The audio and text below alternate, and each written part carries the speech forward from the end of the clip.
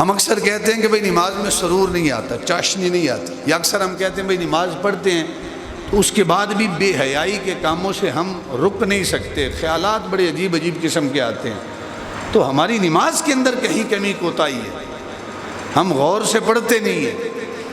وہ امام صاحب رکھتے ہیں، بھول گئے نا جی 2 پڑھی ہیں یا 3 پڑھی ہیں، مغرب کی، عشاء کی ہیں تو 3 پڑھی ہیں یا 4 پڑھی ہیں۔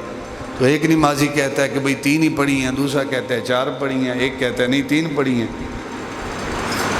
تو ایک بندے نے کہا جی مجھے کنفرم پتہ ہے کہ ابھی 3 پڑھی ہیں، 1 رکعت باقی ہے۔ امام صاحب نے پوچھا بھئی آپ کو کیسے گارنٹی ہے؟ اس نے کہا بھئی دراصل بات یہ ہے کہ میری 4 دکانیں ہیں، اور امام صاحب جب عشاء کی جماعت پڑھاتے ہیں نا تو میں ہر رکعت کے اندر 1 دکان کا حساب مکمل کر لیتا ہوں۔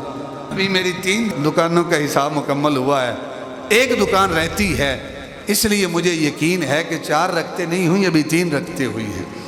یہ ہماری نماز ہے۔ خشوع و خضوع کہاں سے آئے گا؟ جب ہم نماز میں اپنی دکان کا حساب کرتے پھریں گے۔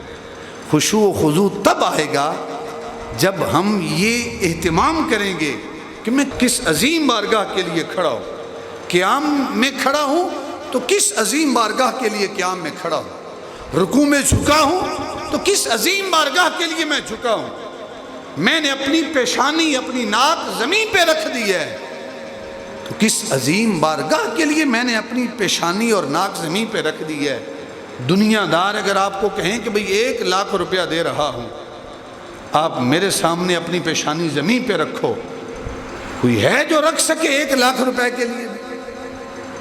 لیکن ہم اپنی پیشانی اللہ کے حضور جھکاتے ہیں، اپنی ناک زمین پہ رگڑتے ہیں، لیکن ساتھ یہ احساس بھی ہونا چاہیے باری تعالیٰ میں نے اپنی ناک اپنی پیشانی زمین پہ رکھ دی ہے تیری ذات کی خاطر، اب تو میرے اوپر رحم اور کرم فرما۔